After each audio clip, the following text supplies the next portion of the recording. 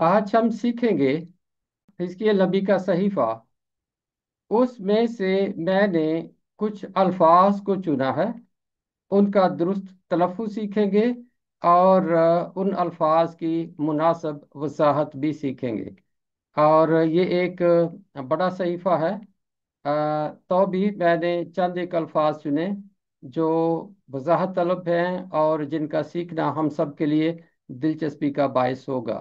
حزقیل نبی کا صحیفہ، اس میں سے چیدہ الفاظ کا درست تلفظ اور وضاحت۔ سب سے پہلے باب میں آیا ہے ایک لفظ بلور۔ اس کے دو تلفظ ہیں، بلور یا بلور، دونوں طرح اس کا تلفظ کیا جا سکتا ہے، اور اس کا مطلب ہے چمکدار شفاف پتھر۔ دوسرا لفظ آیا ہے تیسرے باب کی 8ویں آیت میں، درشت۔ درشت درشت کا مطلب ہے سخت، کرخت، بے رحم۔ پہلا لفظ ہے بلور یا بلور اور دوسرا ہے درشت۔ پہلے باب کی 27ویں آیت میں ایک اور لفظ ہے تجلی۔ تجلی تجلی کا مطلب ہے جلال، جلوہ، نور، روشنی، تجلی۔ اگلا لفظ ہے 27ویں باب کی 27ویں آیت میں اور 29ویں آیت میں، ناخدا۔ یہ ایک دلچسپ لفظ ہے۔ ناخدا فارسی زبان کا لفظ ہے اور اس کا مطلب ہے سمندر میں کشتی چلانے والا یا کشتی کا مالک۔ یہ دو الفاظ کا مرکب ہے، ناؤ خدا۔ ناؤ فارسی زبان میں کہتے ہیں کشتی کو، خدا کا مطلب ہوتا ہے مالک، تو ناؤ خدا کا مخفف ہے ناخدا۔ ناخدا کا مطلب ہے سمندر میں کشتی چلانے والا، کشتی کا مالک۔ اور اس سے ملتا جلتا یا اس کا مترادف لفظ ہے ملاح۔ 27ویں باب کی 8ویں آیت میں یہ لفظ آیا ہے ملاح، اور یہ اس صحیفے میں 4 دفعہ آیا ہے۔ عبرانی میں یہ ہے ملاح، ملاح، اور عربی میں ہے ملاح۔ ملخ یا ملا کا مطلب ہے نمک، عبرانی میں ہے ملخ، اس کا مطلب ہے نمک، اور عربی میں ہے ملا، نمک، اور یہیں سے ہے ملا، ملا، کشتی چلانے والا۔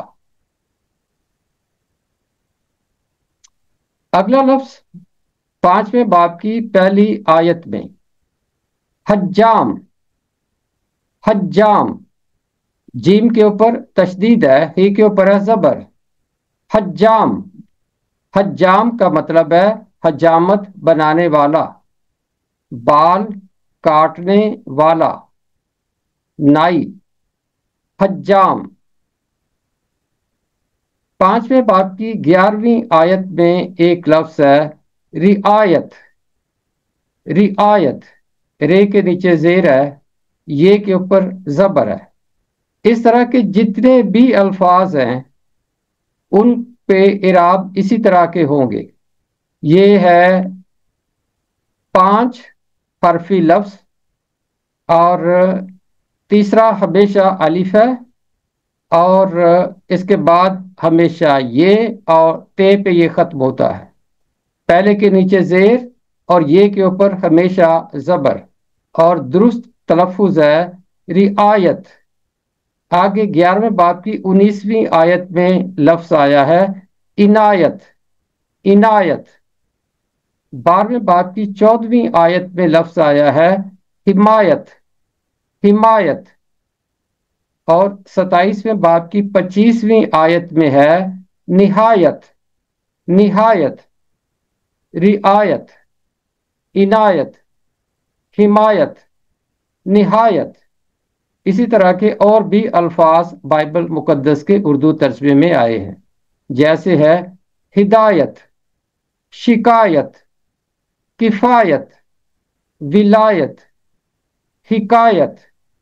ये के ऊपर हमेशा ज़बर आएगा और पहले हर्फ के नीचे जेर। अगर आप इसके अलावा कोई तलफ़ुज़ करते हैं या सुनते हैं वो गलत है। दुरुस्त तलफ़ुज़ है रिआयत, इनायत, हिमायत, निहायत, हिदायत, शिकायत, किफायत, विलायत, हिकायत। ये है इसका दुरुस्त तलफ़ुज़। 44वें बाब की 22वीं आयत में एक लफ्ज़ आया है मुतल्लका। मुतल्लका इसका मतलब है वो औरत जिसे तलाक दे दी गई हो। ये इस्तिस्ना और अहबार की किताबों में भी आता है।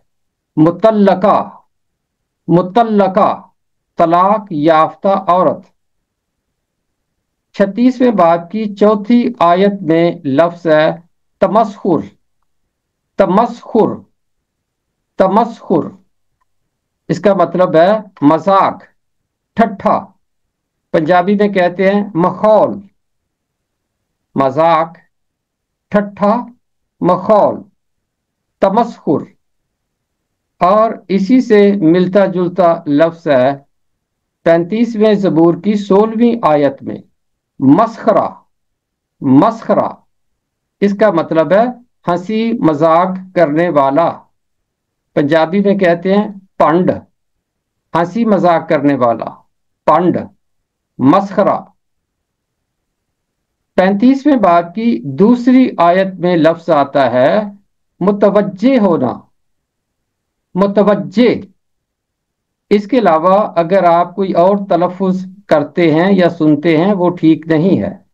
मुतवज्जे, मुतवज्जे इसका मतलब है तवज्जो करना, ध्यान देना। तवज्जो, तवज्जो। और इसी तरह है तवक्को, तवक्को, तवज्जो।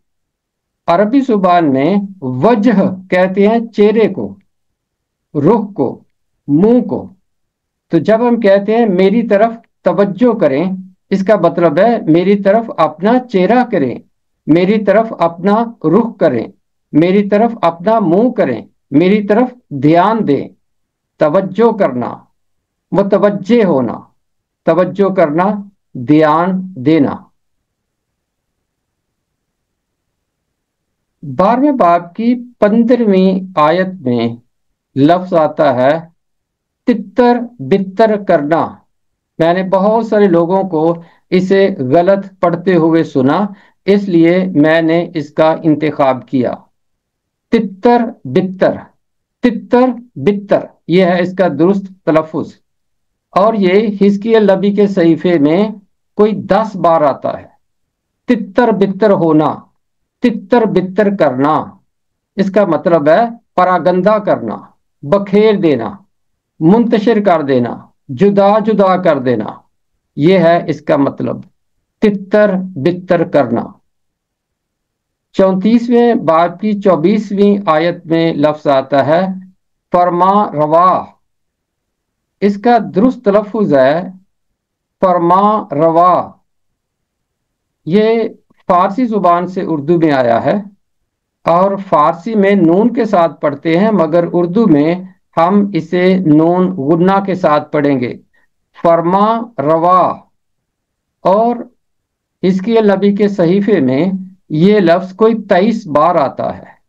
इसका मतलब है बादशाह, हाकिम, हुक्मरान। रवा का मतलब है फारसी जुबान में नाफिज करने वाला, चलाने वाला। तो फरमा रवा का मतलब हुआ फरमान नाफिज करने वाला, फरमान चलाने वाला, फरमान लागू करने वाला, जिसका हुक्म चलता हो। हाकिम, बादशाह। इसका तलफ़ुज़ है फरमा रवा। अगला लफ्ज है बावजूदे के। ये भी इसी सहीफे में एक जगह पे आता है। ये 4 अल्फाज का मुरक्कब है। इसका तलफ़ुज़ है बावजूदे के। बावजूदे के 4 अल्फाज से मिलकर ये बना है। बा वजूद ये के। ये 4 अल्फाज की शॉर्ट फॉर्म है बावजूदे के। इसका मतलब है इसके बावजूद, इसके होते हुए, बावजूदे के। ये है इसका तलफ़ुज़। तितर बितर करना, फरमा रवा और बावजूदे के। अगला लफ्ज है छठे बाब की 14वीं आयत में बयाबान। बहुत सारे लोगों को मैंने बियाबान पढ़ते हुए सुना है। बियाबान इसका तलफ़ुज़ नहीं है। इसका दुरुस्त तलफ़ुज़ है बयाबान। बयाबान। और ये हिजकीएल नबी के सहीफे में कोई 15 बार आया है। इसका मतलब है सहरा, वीराना, उजाड़, जहां कोई आबादी ना हो, जहां इंसान ना बसते हों, ना जानवर पाए जाते हों, उसे कहते हैं बयाबान। बयाबान। अगला लफ्ज 7वें बाब की 12वीं आयत में है अम्बो। अम्बो। बहुत सारे लोगों को मैंने इसे अम्बुआ पढ़ते हुए सुना है। इसका तलफ़ुज़ अम्बुआ नहीं है। इसका दुरुस्त तलफ़ुज़ है अम्बो। इसका मतलब है मजमा, हजूम, भीड़, बोहतात।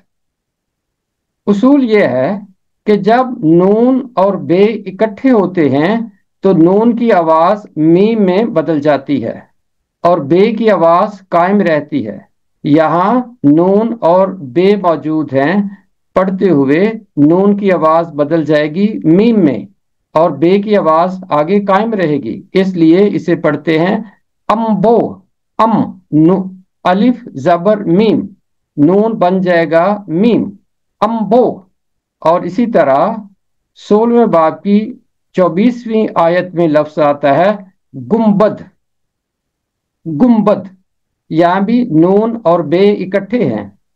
नून की आवाज मीम में बदल जाएगी और बे की आवाज कायम रहेगी। गुम्बद। गुम्बद। इसका मतलब है गोल छत।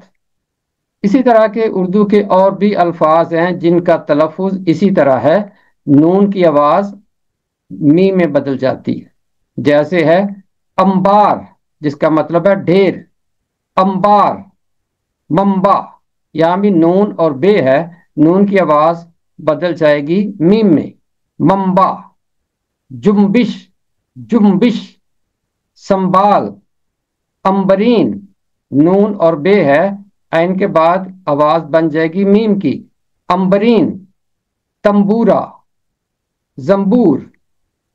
मैं दोबारा पढ़ता हूं, बयाबान, अम्बो, गुम्बद, अंबार, मंबा, जुम्बिश, संबाल, अंबरीन, तंबूरा, जंबूर। 23वें बाब की आयत है 49वीं। यहां ये मुरक्कब लफ्ज है फिस्को फुजूर। फिस्को फुजूर। इसका दुरुस्त तलफ़ुज़ है फिस्क एक लफ्ज है, फुजूर दूसरा लफ्ज है और बीच में वाव आतिफा है, वाव अत्फ है, जिसने इन दोनों को मिला दिया। फिस्को फुजूर ये इसका तलफ़ुज़ है। इसका मतलब है बदी, बुराई, गुनाहगारी।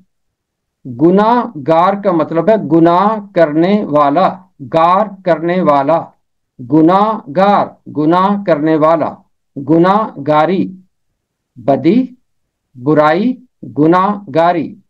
इसका तलफ़ुज़ है फिस्को फुजूर। फिस्क का मादा है फे سین قاف، اور اس کا مطلب ہے درست راہ سے ہٹ جانا، بدی کرنا، اور اس کا فاعل ہے فاسق۔ فاسق، فاسق کا مطلب ہے درست راہ سے ہٹا ہوا، بد آدمی، برائی کرنے والا۔ اور اسی طرح فجور، اس کا عربی زبان میں مادہ ہے فے، جیم اور رے۔ اس کا مطلب ہے جھوٹ بولنا، گناہ کرنا۔ اور فاجر اس کا فاعل ہے، جھوٹ بولنے والا، گناہ کرنے والا، بدکار، فاجر۔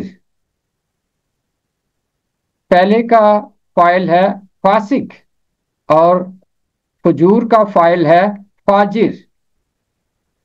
فسق و فجور اس کا تلفظ ہے۔ 28ویں باب کی 12ویں آیت میں لفظ آتا ہے خاتم الکمال، خاتم الکمال، خاتم الکمال۔ اس کا مطلب ہے کمال، یعنی کاملیت کو انجام تک پہنچانے والا، نہایت کامل۔ خاتم الکمال، خاتم الکمال۔ فسق و فجور، فسق و فجور، خاتم الکمال۔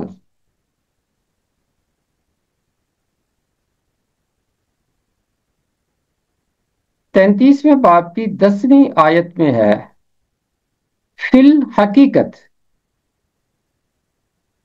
یہ مرکب لفظ یہاں پر چھوٹی اے اور الف تلفظ سے خارج ہو جاتا ہے، اور فے کے نیچے ہے زیر، فے ملتا ہے لام کے ساتھ، تو یہ اس کا تلفظ بنتا ہے فی الحقیقت۔ فی کا مطلب ہوتا ہے میں، فی الحقیقت، حقیقت میں، اصل میں۔ اور اس کا مترادف لفظ ہے کرنتھیوں کے نام پہلا خط 15واں باب اس کی 20ویں آیت میں فی الواقع۔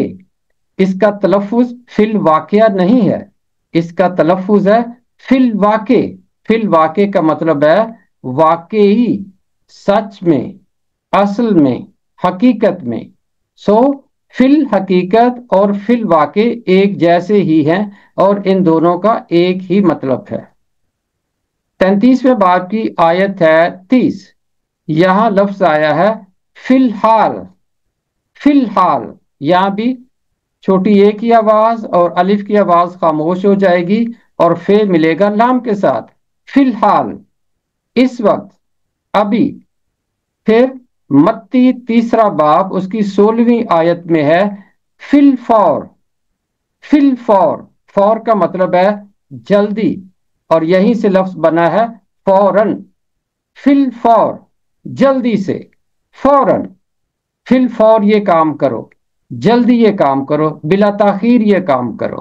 فی الفور، فی الحقیقت، فی الواقع، فی الحال، فی الفور۔ اگلا بہت اہم لفظ ہے 12ویں باب کی 22ویں آیت میں ہے، اور یہ حزقیل نبی کے صحیفے میں کوئی 15 بار آتا ہے۔ اس کا آج کل کے دور میں تلفظ ہے رویا۔ اور خوش قسمتی کی بات یہ ہے کہ بائبل کے موجودہ ترجمے میں کئی جگہوں پر رے کے اوپر پیش لکھا ہوا ہے، جیسے دانییل کے صحیفے میں کئی جگہوں پہ لکھا ہوا ہے، حزقیل کے صحیفے میں بھی لکھا ہوا ہے رویا، رے کے اوپر پیش، رویا۔ رویا کسی دور میں تلفظ ہوتا ہوگا، اور یہ پرانا تلفظ ہے۔ آج کل اس کا تلفظ ہے رویا، اور یہ مذکر ہے۔ تلفظ بھی اس کا رویا ہے، اور یہ ہے بھی مذکر۔ عبرانی اور عربی میں بہت ملتا جلتا ہے۔ دونوں زبانوں کے مادوں کا مطلب بھی ایک ہی ہے، اور وہ ہے دیکھنا۔ رویا کے لیے عبرانی زبان کا مادہ ہے رے، الف اور ہے، اور عربی زبان کا مادہ ہے رے، الف اور چھوٹی آئے، اور ان دونوں کا مطلب ایک ہی ہے، دیکھنا۔ اور یہ دونوں مادے عبرانی متن میں اور عربی زبان میں بطور فعل بھی استعمال ہوئے ہیں، دیکھنا کے معنوں میں بہت ساری جگہوں کے۔ عربی اور عبرانی میں دونوں مادے دیکھنا کے معنوں میں استعمال ہوئے ہیں۔ پیدائش 22ویں باب کی 14ویں آیت میں ہے یہوہ یری، یہوہ یری، اس کا لفظی مطلب ہے یہوہ دیکھ لے گا، خدا دیکھ لے گا۔ اور تواریخ کی پہلی کتاب 23واں باب اس کی 19ویں آیت میں ایک نام ہے یریہ، یریہ، اس کا مطلب ہے خدا دیکھتا ہے۔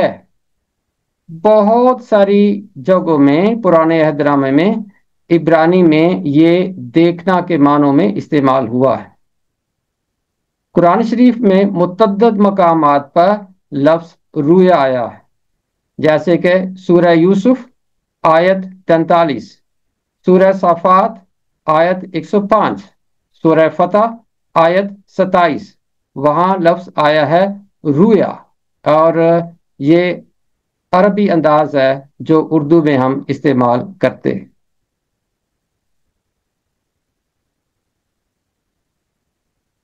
10ویں باب کی 20ویں آیت میں ایک لفظ آتا ہے، اور یہ حزقیل نبی کے صحیفے میں کچھ 17 بار آیا ہے۔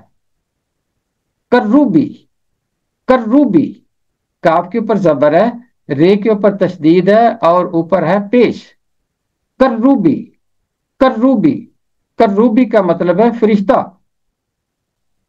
کروبی حقیقت میں عبرانی زبان کا لفظ ہے جو عربی اور فارسی میں بھی استعمال ہوتا ہے۔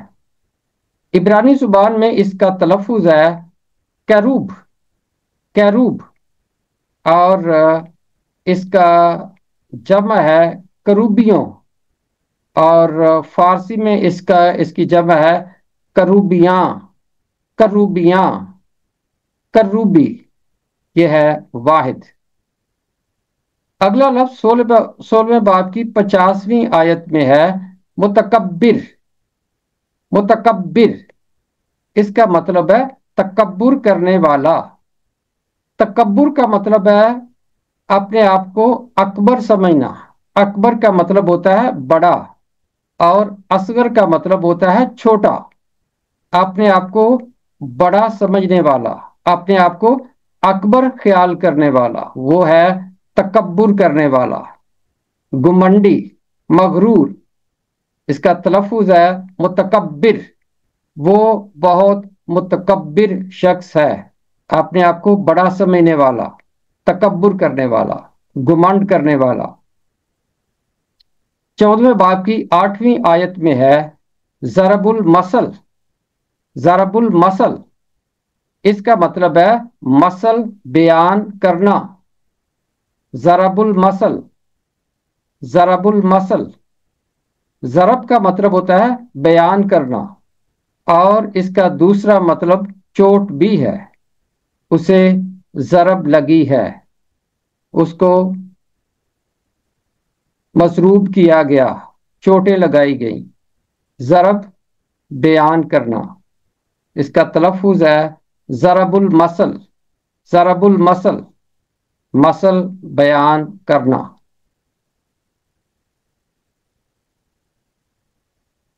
21ویں باب کی 14ویں آیت میں ایک لفظ آتا ہے خون ریزی، اس کا تلفظ ہے خون۔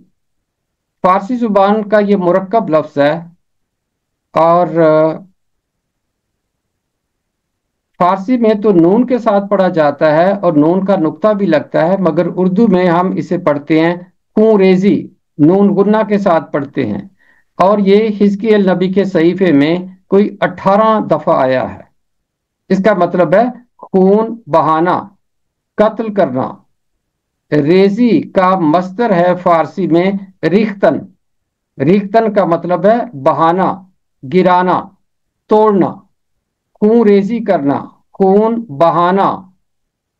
اور اگلا لفظ ہے 19ویں باب کی پہلی آیت میں امرا، اس کا تلفظ عمرہ نہیں ہے، اس کا تلفظ ہے امرا، امرا۔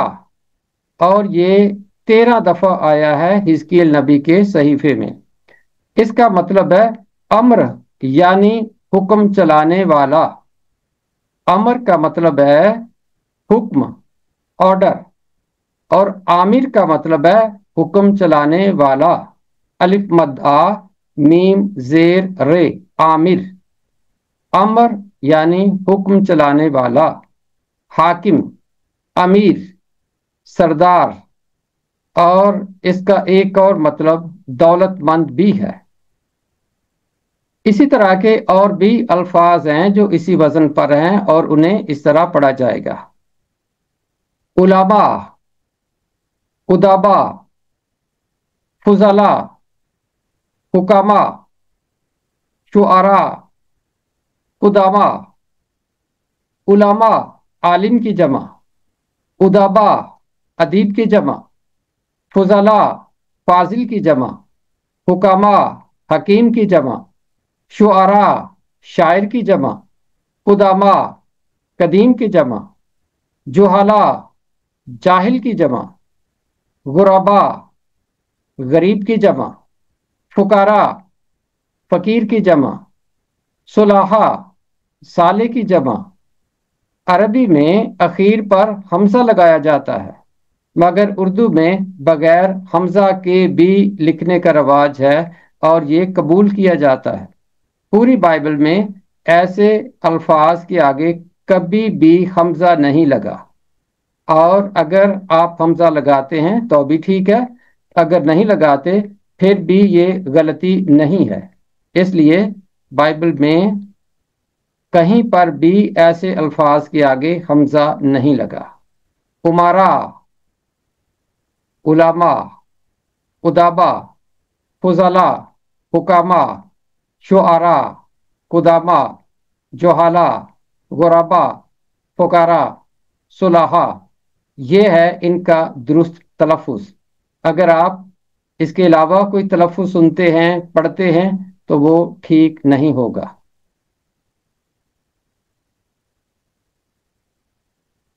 اگلا لفظ 46ویں باب کی 27ویں آیت میں ہے اور یہ حزقیل نبی کے صحیفے میں کوئی 14 بار آیا ہے۔ متصل، متصل اس کا مطلب ہے ملا ہوا، جڑا ہوا۔ اس کا مادہ ہے واو، سواد اور لام، اور اس کا مطلب ہے ملنا۔ اسی سے لفظ بنتے ہیں وصل، اسی سے بنتے ہیں وصال، اسی سے لفظ بنتا ہے موصول۔ آپ کا خط موصول ہوا، مل گیا۔ متصل ملا ہوا، جڑا ہوا۔ اور اسی وزن پر ہیں یساع نبی کے صحیفے کے 7ویں باب کی دوسری آیت میں ہے متحد، متحد۔ آگے اعمال 16ویں باب میں ہے متفق، متفق، متصل، متحد، متفق۔ آگے ایک لفظ آتا ہے اسی خاندان کا 21ویں باب کی 21ویں آیت میں، اتصال، اتصال۔ اتصال کا مطلب ہے ملاپ، میل، اور یہ متصل سے متصل کے خاندان کا لفظ ہے۔ اتصال ملاپ، میل۔ اسی وزن پر ہے اتفاق۔ روت دوسرے باب کی 3ری آیت میں ہے اتفاق، اتفاق۔ زکریا 11ویں باب کی 7ویں آیت میں ہے اتحاد، اتحاد۔ میں ذرا دوبارہ پڑھتا ہوں، متصل، متصل، متحد، متحد، متفق، متفق، اتصال، اتصال، اتفاق، اتفاق، اتحاد، اتحاد۔